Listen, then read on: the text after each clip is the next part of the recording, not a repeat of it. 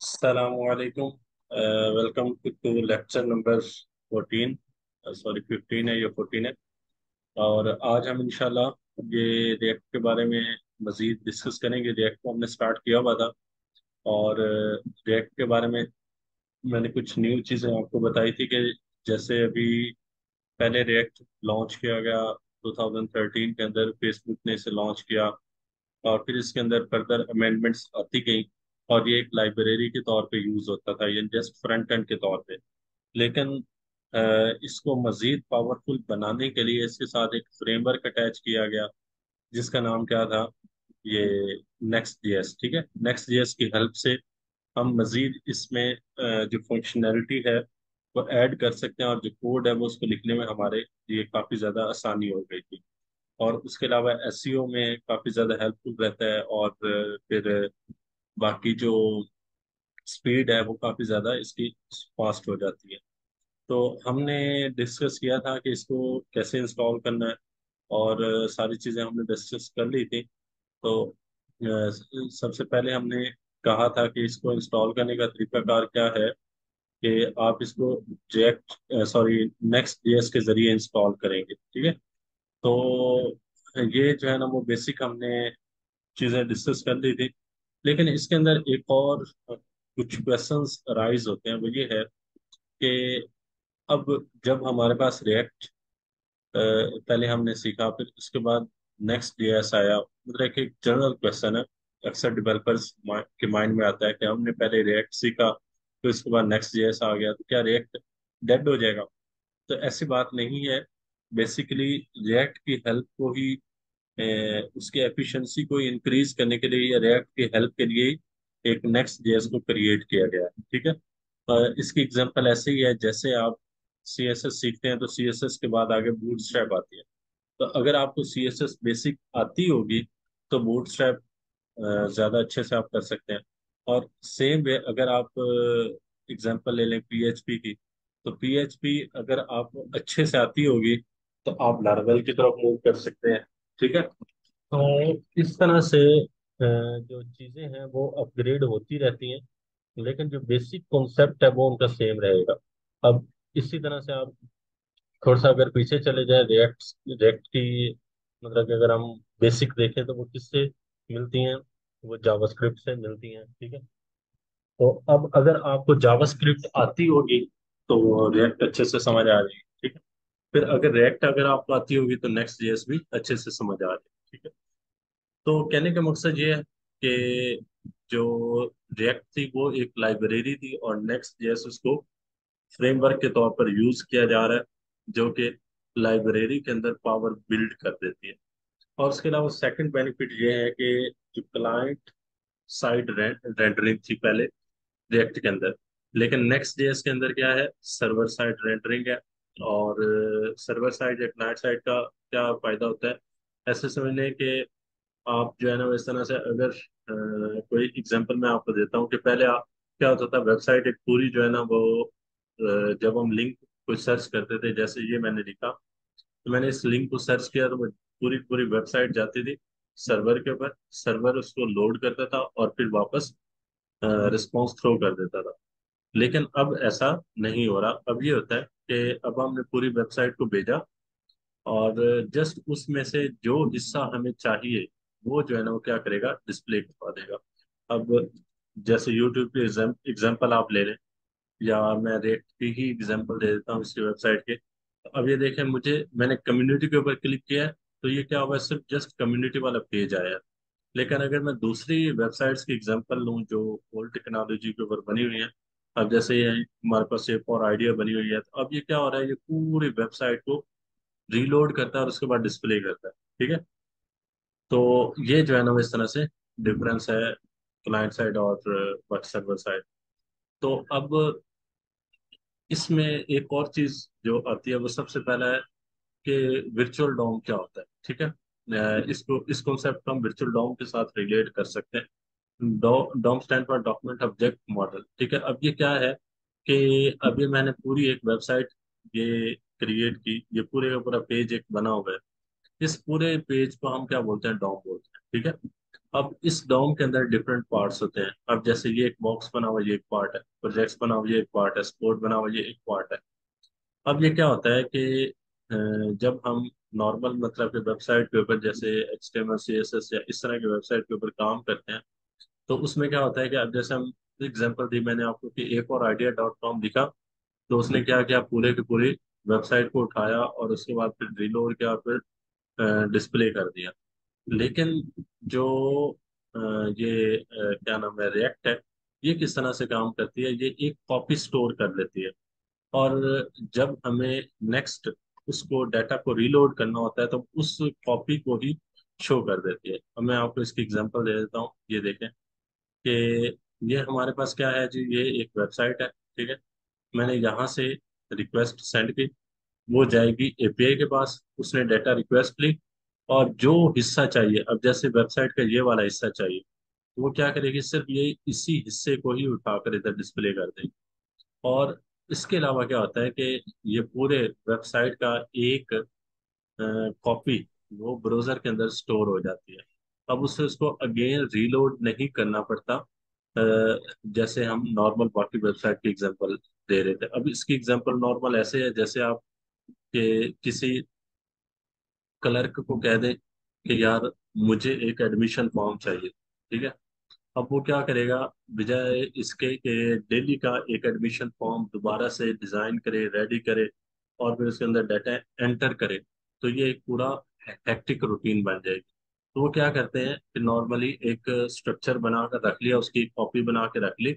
अब जो जब भी कोई नया स्टूडेंट आएगा, वो उधर जस्ट डाटा को फिल आउट करेगा और फिर वो फॉर्म आगे भेज देंगे। तो इस तरह से क्या होता है कि टाइम भी रिड्यूस हो गया, और जो डाटा एफिशिएंसी है वो भी क्या होगी, इंक्रीज होगी। तो सेम वे में काम करता है ये रिएक्ट, और इसको हम बोलते हैं वर्चुअल डॉम। ठीक है, वर्चुअल डॉम का मतलब क्या होता है, कॉपी। ठीक है, वर्चुअल का मतलब क्या है, कॉपी। तो डाटा की एक कॉपी उठा के ब्राउजर के पास रखी। अब जब ब्राउजर उस चीज को लोड करेगा तो उसके पास ऑलरेडी वो कॉपी पड़ी हुई है। तो अब जब उसके पास नई कोई चीज की रिक्वेस्ट जाएगी, तो जस्ट उस पर्टिकुलर पार्ट को चेंज करेगा और डाटा डिस्प्ले करवा दे। क्लियर हो गया? तो इससे हेल्प क्या होती है कि इससे जो SEO है उसमें भी हेल्प आउट हो जाती है, क्योंकि जब SEO होती है तो गूगल उस पेज को फर्स्ट पे लेकर आता है जो कि सर्वर से डाटा आ रहा होता है। अब लेट्स सपोज मैं एग्जांपल देता हूँ, मैंने सर्च किया कोर्सेज। तो अब जैसे मैंने कोर्सेज के नाम सर्च किए, तो गूगल क्या करेगा, बैकएंड पे जाएगा और जाकर सर्वर पे सर्च करेगा जहाँ पे कोर्सेज कोर्सेज वाली फाइल्स पड़ी हुई हैं, तो वो उठाकर हमें डिस्प्ले कर देगा। तो इसलिए ये SEO में बैक लिंक्स और ये सारे लिंक जनरेट किए जाते हैं ताकि उतने कीवर्ड्स उसके अंदर स्टोर किए जा सके। तो ये जब हम रेक्ट के अंदर काम करते हैं या नेक्स्ट जेएस के अंदर काम करते हैं, तो उससे ये बेनिफिट हो जाता है। ठीक है। तो अच्छा, एक और क्वेश्चन आता है कि क्या हम जस्ट जो है ना, इस तरह से नेक्स्ट जेएस की हेल्प से ही डाटा जो है ना वो सर्च कर सकते हैं या बना सकते हैं, या हमें जो है ना वो क्या नाम है, रिएक्ट की हेल्प से भी हम कर सकते हैं? जैसे मैंने एग्जांपल दी कि रिएक्ट का ही आगे एक फ्रेमवर्क है नेक्स्ट। तो इस इट मीन कि हमें पहले रिएक्ट आती होगी तो हम नेक्स्ट को अंडरस्टैंड कर सकते हैं। तो कल मैंने आपको जो हमने जैसे डॉक्यूमेंटेशन स्टार्ट की थी, तो उन्होंने पहली चीज रिकमेंड यही की हुई है कि आपने किस से स्टार्ट करना है, कि रिएक्ट नेक्स्ट जेएस के साथ। और ये अभी अभी लॉन्च किया गया है वर्जन 18 में। तो आप पहले कहीं देखेंगे तो इस तरह से मोस्टली आपको जो रिसोर्सेज मिलते हैं वो ओल्ड वेरिएंट के मिलते हैं। तो अभी 18.2 कुछ समथिंग चल रहा है, तो 18 से अबव वाले रिएक्ट जेएस के रिसोर्सेज को आप देखना है। ठीक है। तो हमने इसके जरिए हमने कर लिया था। तो एक और चीज भी आपको बता दूं, ये रेमिक्स भी फ्रेमवर्क है, इस तरह गेट्स बाय ये भी एक फ्रेमवर्क है। लेकिन मोस्ट पॉपुलर कौन सा है, नेक्स्ट जेएस है, और इसकी आजकल काफी ज्यादा डिमांड है। लेकिन नेक्स्ट जेएस की तरफ मूव करने से पहले आपको रिएक्ट के बेसिक कॉन्सेप्ट आने चाहिए। ठीक है, तो वो हम कैसे यूज करेंगे, ये उन्होंने क्वेश्चन भी दिया हुआ है कि can I use react without a framework, क्या मैं फ्रेमवर्क के बगैर इसे यूज कर सकता हूँ? जी बिल्कुल कर सकते हैं। ठीक है, तो ये उन्होंने लिखा हुआ है कि जी बिल्कुल आप इसे यूज कर सकते हैं। और उसका बेनिफिट क्या है, प्रॉन्स क्या है, ये प्रॉन्स क्या है, वो उन्होंने ये मेंशन किया हुआ है। लेकिन पहले हम ऐसा करते हैं। अच्छा, इसमें आप बंडल यूज कर सकते हैं, वाइट भी यूज कर सकते हैं और पार्सल भी यूज कर सकते हैं इंस्टॉलेशन के लिए। ठीक है। तो अभी हम ऐसा करते हैं कि एक रिएक्ट ऐप भी कर लेते हैं इंस्टॉल, और उसका थोड़ा सा बेसिक कर लेते हैं, फिर हम नेक्स्ट जेएस को कंटिन्यू करेंगे। तो मकसद ये है कि कोई भी चीज़ रह ना जाए। तो मैं कमांड के जरिए डेस्कटॉप डायरेक्टरी पे जाऊंगा, और उसके बाद फिर सीडी रिएक्ट वन के नाम से मेरा फोल्डर बना हुआ है, मैं वहां पे जाऊंगा। और यहाँ पे जाने के बाद मैं सिंपल एक ऐप क्रिएट करता हूँ। जैसे कल हमने नेक्स्ट की ऐप क्रिएट की थी, तो इसी तरह से आज हम रिएक्ट की ऐप क्रिएट करेंगे। तो npx क्रिएट रिएक्ट ऐप, ठीक है, ये आपने लिखना है। और उसमें क्या था, जैसे हम एंटर करते थे तो आगे फिर वो वाई प्रोसीड के लिए कहता था, और फिर नेक्स्ट जाकर हम उसका नेम देते थे। लेकिन इसमें आपने नेम साथ में देना। तो मैं लिख देता हूँ 8xon3। ठीक है, इस तरह से मैंने क्रिएट कर दिया, और अब ये क्रिएट होना स्टार्ट हो गया। ये 2 से 3 मिनट लेगा, और उसके बाद फिर ये क्रिएट हो जाएगा। तो ये मेरी रिएक्ट की ऐप क्रिएट हो रही है। तो ये चीज़ जो है ना, वो आपको फुली क्लियर हो चुकी होगी। तो यानी सिंपल ये है कि नेक्स्ट जेएस जो है ना, वो रिएक्ट का फ्रेमवर्क है। और नेक्स्ट जेएस की तरफ मूव करने से पहले आपको जो रिएक्ट के हैं बेसिक बेसिक जो है ना वो क्या कह सकते हैं उसे, बेसिक जो टर्मिनोलॉजीज हैं, या बेसिक उसकी जो फंक्शनैलिटीज हैं, या बेसिक उसके अंदर जो फोल्डर्स यूज होते हैं, उनका आपको आइडिया होना चाहिए। अगर आपको आइडिया होगा तो तब आप नेक्स्ट की तरफ मूव कर सकते हैं। तो इसलिए कल जो उन्होंने पहले रिकमेंड किया होता है, पहले हमने वो कर लिया। और उसके बाद आज हम रिएक्ट जो कि पहले यूज हो रही थी, उसको भी हम देख लेते हैं, और फिर हम दोनों को साथ लेकर चलेंगे। ठीक है। तो हमारा ये इंस्टॉल हो रहा है। आई थिंक 2 से 3 मिनट लेगा, और उसके बाद ये जो है ना करने लग जाएगा। सी अच्छा, ये क्वेश्चन आया है कि क्या सीएमडी के अलावा कोई और मेथड है? नहीं, सीएमडी के अलावा कोई और मेथड नहीं है। इसको आपको जब भी करना है सीएमडी के थ्रू भी करना है। सही है।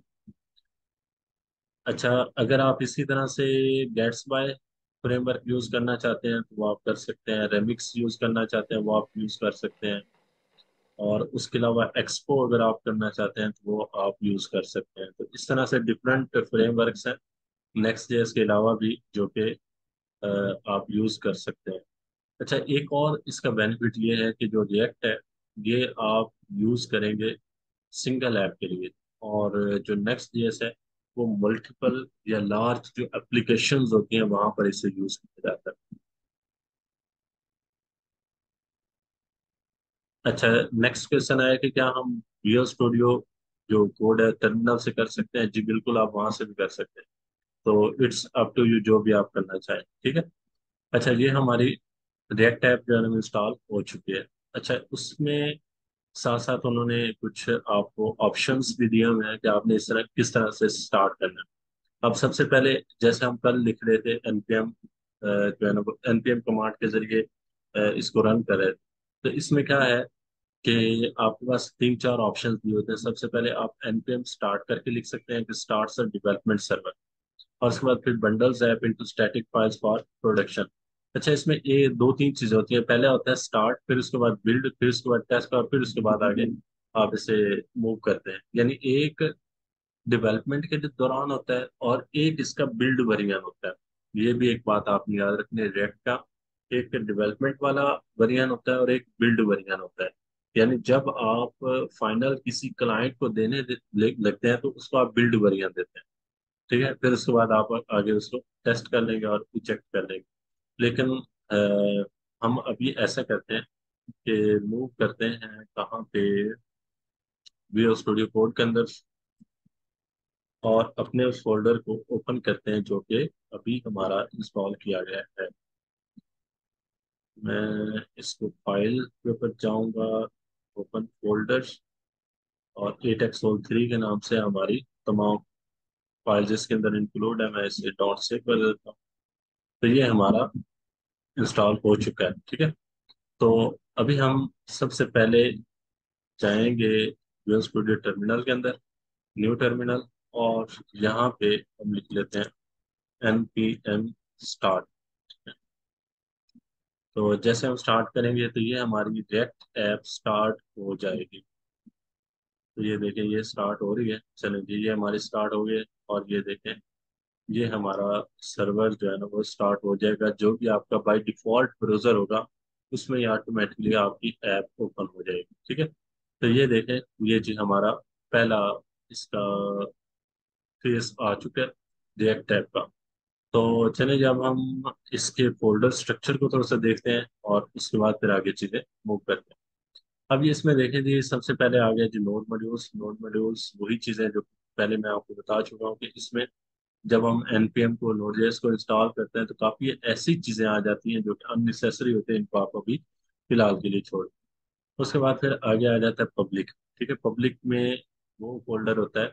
अब जैसे ये आप index dot H T M L को देखेंगे तो इसमें एक div आईडी लिखा होगा जिसके जरिए ये सारा डाटा हमारे पास आ रहा है। ठीक है, div id is equal to root, और बाकी ये लोगो आ जाएगा। ठीक है।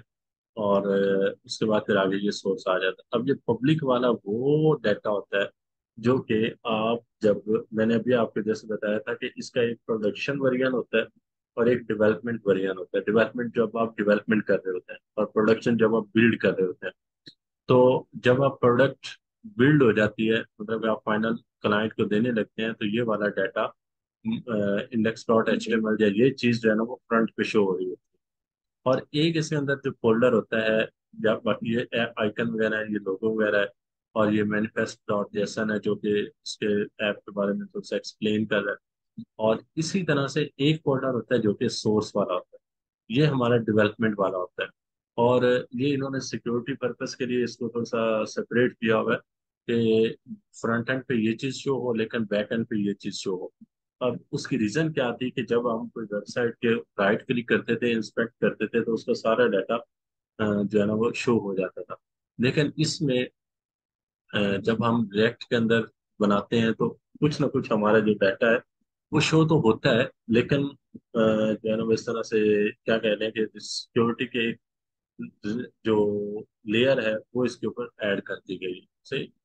अच्छा, अब मैं आपको फर्दर इसके बारे में बता देता हूँ। ये चीज़ तो आपको समझ आ गई, पब्लिक वाले फोल्डर क्या क्या है और इसमें क्या चीज़ें हैं। उसके बाद आगे आता है सोर्स। तो सोर्स के अंदर ये चीज़ें आ जाएंगी। सबसे पहले app dot C S S आता है। ये app dot C S S क्या है कि जो आपका सी एस एस है वो इसके अंदर इंक्लूड होगा। उसके बाद फिर आगे आता है app dot G S. App dot G S आपका एक बेसिकली कंपोनेंट है। कंपोनेंट क्या होता है? कंपोनेंट बेसिकली एक, जब भी हम कोई वेबसाइट के अंदर कोई एक चीज लिखते हैं तो उस एक पार्ट को हम क्या बोलते हैं? कंपोनेंट बोलते हैं। मैं एग्जांपल देता हूँ कि जैसे ये हमारी रिएक्ट की ऐप। अब इसमें ये सर्च, लेट्स सपोज के एग्जांपल ले लें। ठीक है। अब ये सर्च जो है ना वो ये क्या है? एक कंपोनेंट है। अब इस कंपोनेंट के अंदर फर्दर सब कंपोनेंट्स है। जैसे ये एक छोटा सा आइकन लगा हुआ है, ये कंपोनेंट है। फिर ये इनपुट फॉर्म बना हुआ है, ये एक कंपोनेंट है। ठीक है। तो मीट के कोई भी एक वेबसाइट का जो हिस्सा होता है उसे हम क्या बोलते हैं? कंपोनेंट्स बोलते हैं। अब ये देखें, लर्न, रेफरेंस, कम्युनिटी ब्लॉग, ये पूरा एक नेविगेशन बार है। तो इससे हम क्या बोलेंगे? एक कंपोनेंट बोलेंगे। ठीक है। और इसी तरह से ये लेफ्ट साइड के ऊपर आ जाए, ये बार है, ये कंपोनेंट है। ठीक है। ये चीज जो लिखी हुई है ये भी एक क्या है? कंपोनेंट है। ठीक है। तो रिएक्ट के अंदर जो है ना सारे का सारा वर्क वो कंपोनेंट बेस पे होता है। और ये जो कंपोनेंट्स होते हैं इनका सबसे अच्छी चीज ये है कि आप एक जगह पे कंपोनेंट बनाकर रख दें और उसको मल्टीपल जगह पे यूज कर लें। ठीक है। अब जैसे लेट्स सपोज कि आपने नेविगेशन बार एक दफा बना के रख दी, उसको चाहे 1000 पेजेस में आप चाहें, उसको जस्ट आपने कंपोनेंट का नेम देना है और वो सारे का सारा डाटा वहां से कॉपी होकर शो हो जाए। तो ये चीज है जो कि रिएक्ट को फास्ट बनाती है। और जो अभी हम वो वर्चुअल डॉम की बात कर रहे थे, इसकी मदद से जो है ना वो सारा का सारा काम होता है। अब उसमें क्या होता है कि पूरे के पूरे वो वेबसाइट को नहीं उठाएगा, जस्ट उस कंपोनेंट को हिट करेगा जिसकी रिक्वेस्ट भेजी गई है। अब जैसे मैं रेफरेंस के ऊपर क्लिक करता हूँ तो रेफरेंस की रिक्वेस्ट आई है। देखिए, पेज लोड नहीं होगा, फौरन जो है ना वो शो हो गया। पूरे पूरी वेबसाइट को उसने लोड नहीं किया, जस्ट रेफरेंस वाले जो कंपोनेंट है उसको हिट किया और डिस्प्ले कर दिया। ठीक है। तो ये चीज होती है, ये हमारे पे क्या आती है, कंपोनेंट। और इस कंपोनेंट का ये क्या आ गया, CSS आ गया। उसके बाद इस कंपोनेंट को कंट्रोल किया जाता है इंडेक्स के जरिए। ठीक है। अब ये हमारी मतलब ऐसे समझने के मेन चीज है जो कि कंपोनेंट को कंट्रोल करती है। अच्छा, इस कंपोनेंट को कंट्रोल करने के लिए ये एक फंक्शन यूज किया जाता है जिसका नाम है रेंडर। ठीक है। तो रेंडर के जरिए वो हम कंपोनेंट को टारगेट कर रहे थे। ये हम फर्दर आगे चीजें डिस्कस करते हैं। पहले मैं आपको थोड़ा सा फोल्डर की बेसिक चीजें बता दूं, उसके बाद फिर ये लोगो आ जाएगा। ठीक है। लोगो सिंपल मतलब कि कोई भी आप लगा सकते हैं, ये इतना जरूरी नहीं है। उसके बाद ये गिट इग्नोर की फाइल्स होती हैं। अगर आप गिट या गिट वेरिएंट यूज कर रहे हैं तो उसके लिए आप गिट इग्नोर की फाइल्स को यूज किया जाता है। इसका बेनिफिट क्या होता है कि जब हम गिट हब के ऊपर अपना कोड रखते हैं तो हमारी जो अननेसेसरी फाइल्स हैं वो लोड नहीं होती, जस्ट नेसेसरी फाइल्स को अपलोड कर दिया जाता है। और उसके बाद फिर आगे ये पैकेज लॉक डॉट जेसन है जो कि हमारी ऐप को फर्दर इलेबोरेट करता है। और फिर ये पैकेज डॉट जेसन है जो सिंपल इसके अंदर इंक्लूडेड है कि कौन कौन से वेरिएंट्स इसके अंदर शामिल किए गए हैं। ठीक है। और ये रीडमी डॉट एमडी फाइल है, ये तो सिंपल है कि हमारी ऐप के अंदर अभी क्या क्या चेंजेस हुई हैं वो सारी इसके अंदर इंक्लूड होती है। नॉर्मल जब हम गिटहब के ऊपर कोड रखते हैं तो उसमें रेडमी की फाइल होती है जिसमें कोड के बारे में एक्सप्लेन किया होता है, या जो जो हमने स्टेप्स या उसके अंदर कुछ चेंजेस किए तो रेडमी डॉट एमडी में ऐड होते जाते हैं। ठीक है। तो लेट्स सपोज के अभी हम मूव करते हैं कि अब ये चीज कहाँ से शो हो रही है। तो मैं अभी आपको जैसे इसका बेसिक दिखाता हूँ कि अब ये हमारे पास पेज है। इस पेज के स्ट्रक्चर को समझते हैं कि ये पेज कहाँ से आ रहा है। तो मैं अगर पब्लिक में जाऊं और index dot H T M L में जाऊं तो ये हमारे पास आईडी रूट है लिखी हुई, और यही चीज ही है जो कि आगे फ्रंट एंड पे शो हो रही है। लेकिन क्वेश्चन अराइज ये होता है कि इसके अंदर कुछ नहीं होगा। अब जैसे ये देखे ना, नॉर्मल हम जैसे एच टी एम एल के अंदर लिखते थे तो डिव के अंदर कुछ लिखते थे तब शो होता था, लेकिन इसमें कोई ऐसा लिखा नहीं हुआ फिर भी जो है ना वो इस तरह से शो हो रहा है। तो बेसिकली है क्या कि अब आपने गौर से देखना है कि अ, ये सारा हमारे पास HTML का पेज है, और सिंपल जैसे HTML का पेज होता है वैसे ही है। और इसमें एक डिव है, डिव को हमने आईडी दी हुई है रूट। ठीक है। अब ये जो रूट आईडी है ये जा रही है कहाँ पे, इस सोर्स पेज के अंदर, सोर्स फोल्डर के अंदर। ठीक है। और इस सोर्स फोल्डर के बाद जा रही है इंडेक्स डॉट जेएस के पास। ठीक है। अब जैसे हम नॉर्मल अभी हमने जावास्क्रिप्ट की थी तो उसके अंदर हम मैंने आपको बताया था कि जब भी हम आईडी को गेट करते हैं तो हम क्या यूज करते हैं, document dot gate element by ID. ठीक है। तो अब ये क्या हुआ, रिएक्ट डॉम। डॉम मैंने आपको बताया डॉक्यूमेंट ऑब्जेक्ट मॉडल। पूरी की पूरी वेबसाइट को हम एक पेज को क्या बोलते हैं, डॉम। तो उसने कहा जी ये रिएक्ट का डॉम है, और उसके अंदर रूट का जो है ना वो फंक्शन है, और फिर वहां से आईडी गेट करो कौन सी, रूट के नाम से। और फिर रूट के नाम से जो आईडी गेट की है उसको रेंडर कर। रेंडर का मतलब क्या होता है, वापस लौटा दे। ठीक है। इसको रेंडर करो, और इस रेंडर को किधर करो, या ये डाटा कहाँ से पे शो करो, इस ऐप कंपोनेंट के ऊपर। ठीक है। इस ऐप कंपोनेंट के ऊपर। और ये हमारा क्या है, ऐप कंपोनेंट है। अब ये कहाँ से आ रहा है, ये अगर हम चेक करना चाहें तो इसके ऊपर आप सिंपल कर्सर ले जाएंगे तो आपको ये बता देगा। तो ये कहाँ से आ रहा है जी, ये फंक्शन है ऐप का, और ये कहाँ पे पड़ा हुआ है, इंपोर्ट ऐप। और इसको अगर आप यहाँ से चेक कर सकते हैं कि अब ये बता रहा है जी इंपोर्ट ऐप। ऐप से हमने इसको किया है, ऐप फंक्शन को किया है कहाँ से, डॉट स्लैश ऐप के ऊपर। ठीक है।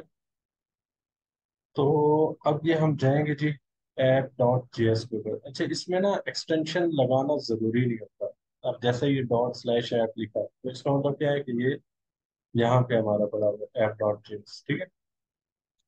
तो अब ये इसमें ये हमारे पास आ जाएगा, ये सारी की सारी चीजें हैं जो कि यहाँ पर डिस्प्ले हो रही हैं हमारे ये फोल्डर के, सॉरी, पेज के ऊपर। ठीक है। तो ये हमारी क्या है, मेन पेज है जो कि यहाँ पर डिस्प्ले होगा। सही हो गया। और इसमें अगर हम कुछ चेंज कर लें जैसे एडिट की जगह कुछ भी हम इस तरह से लिख देते हैं। मैं इसको सिंपली प्रेस करूंगा तो ये देखें, ये लिखा हुआ आ गया था। क्लियर हो गया। तो ये हमारा बेसिकली क्या था, एक कंपोनेंट था। और ये कंपोनेंट किस नाम से बना हुआ है? ऐप के नाम से बना हुआ है। सही। और इस कंपोनेंट को लिखने के कुछ रूल्स है।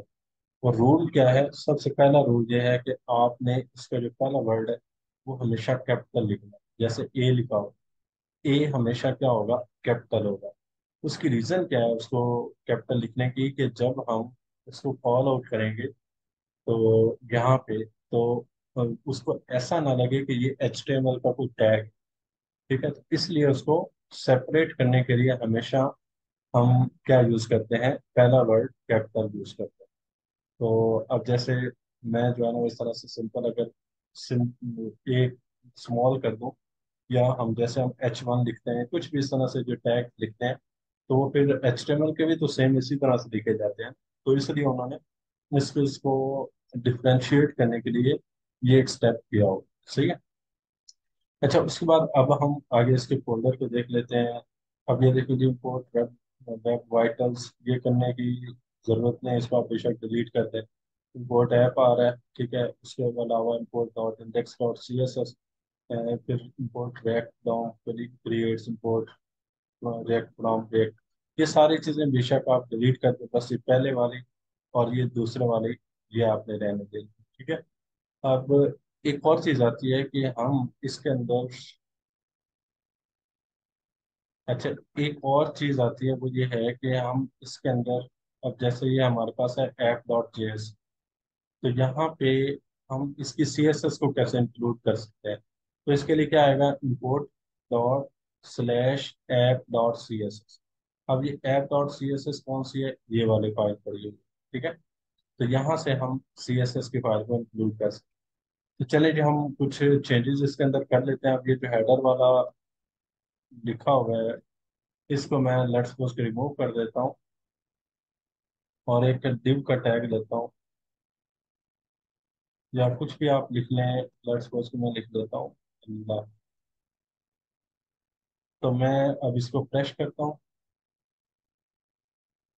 ये देखें, ये हमारे पास लिखा हुआ आ चुका है। और अगर मैं इसकी CSS फाइल उड़ा दूँ, बल्कि ये ऊपर वाला लोगो भी उड़ा दूँ, अब क्या होगा? अब ये हो जाएगा कि CSS की फाइल्स को इसके अंदर इंक्लूड नहीं कर रहा, और वो हमारा डाटा वहां पे शो कर रहा है। सही। तो ये बेसिकली जो है ना, वो इस तरह से कंपोनेंट को रिटर्न किया जाता है। अच्छा, यहाँ से हमने कंपोनेंट को डिजाइन किया, उसके बाद हमने इसे कर दिया एक्सपोर्ट। ठीक है। और फिर जब हम नेक्स्ट मूव करते हैं index.js के ऊपर, तो पहले इसे इंपोर्ट किया जाता है, और फिर उसके बाद इसको रेंडर किया जाता है। और फिर रेंडर करने के बाद हम इसका जो डाटा है वो कहाँ पे शो कर देते हैं? यहाँ पे इसे डिस्प्ले कर देते हैं। ठीक है। तो ये जो है ना, इस तरह से इसका बेसिक स्ट्रक्चर था। और इसको आप एक दफ़ा देख लें, और ये रिएक्ट ऐप को क्रिएट कर लें, और फिर इंशाल्लाह हम नेक्स्ट क्लास को कंटिन्यू करते हैं। ठीक है।